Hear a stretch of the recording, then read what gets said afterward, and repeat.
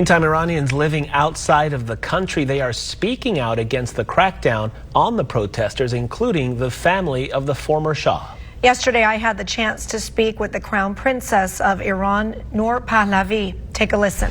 It has been incredibly painful watching the videos that are coming out of Iran. So many thousands of people have been killed. Reports being confirmed now from some human rights groups that it's 12,000. And I am now reading in some places, though it's still unconfirmed, that as many as 20,000 people have been killed in the last few days in Iran. Why is the Islamic regime killing so many people? This regime has never governed for the Iranian people. Its priority has never been Iran's prosperity or the safety of its citizens. What it values is the imposition and expansion of its ideology, and it's willing to sacrifice unlimited lives in pursuit of that goal.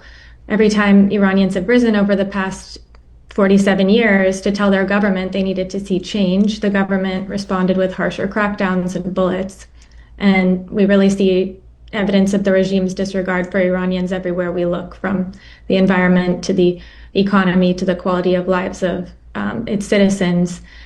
And we all that the regime rejects the West and everything that we stand for here. And I think their massacre on the heels of President Trump's warnings is evidence of that. And tragically, the victims are often the bravest and the youngest children who should really be building their futures, not becoming martyrs for freedom. You just mentioned about protests. Protests in Iran are not anything new. We've covered them for many, many years.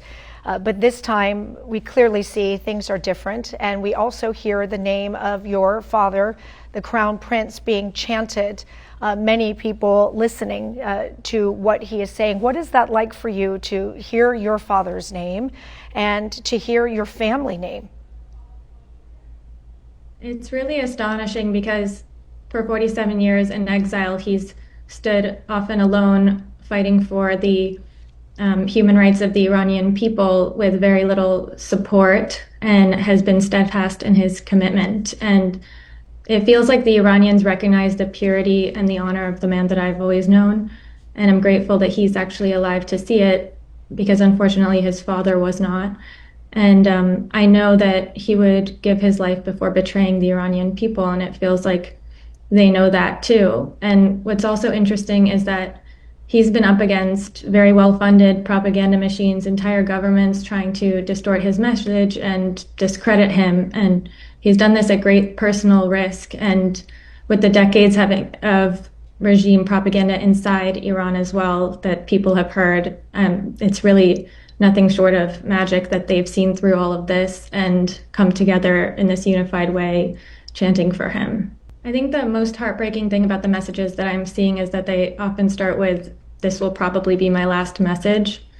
And they're sending desperate messages to inform me of the regime's brutality, trying to get the word out and trying to stay connected. I'm being told that they're using military weapons against unarmed protesters, that people are being shot on their balconies and hunted down in the streets, that they've come across the bodies of children as young as 3 years old because they're not leaving any survivors, and also that they're not surrendering the bodies of dead family members without payment, and knowing that the value of the currency has declined as dramatically as it has. This often means thousands of US dollars for them, and it's really hard to read. And I also receive a lot of apologies from certain people wishing that they could speak up more, but saying that their families are being held and, they're afraid of what the regime's going to do.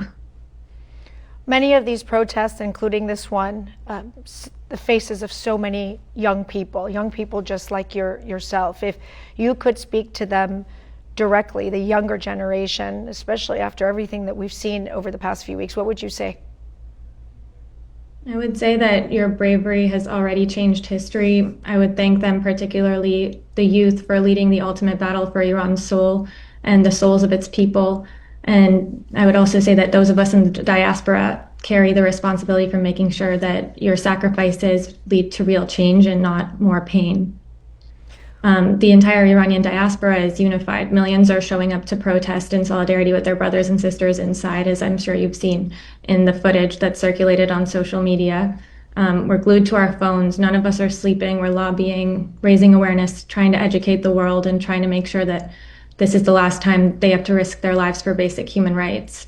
Because this really is a battle between good and evil. There's no nuance to it. There's no other side of the story. When you see the videos of people dying, that is a government waging war on its own people for peacefully protesting, as it always has. And everyone needs to speak up and be their voice.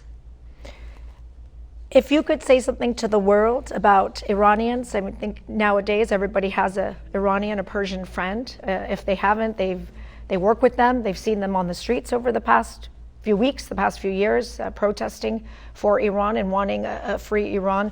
What would you want people to know about Iranians, the people of Iran? That they're not this regime, and that in Iran you find the most resilient, educated, freedom-loving people in the world, and they're silenced, but they're never broken. They're going out with such bravery. They want to participate in the global economy. They want the basic rights that people here have, and they deserve them. And I think also Iran's not a failed nation, it's a hostage nation. And when it's finally free, the world is going to see that what we've always known, which is that Iran's greatest resource is its people. Princess Noor, we appreciate your time. Thank you for talking to us here. Thank you for having me.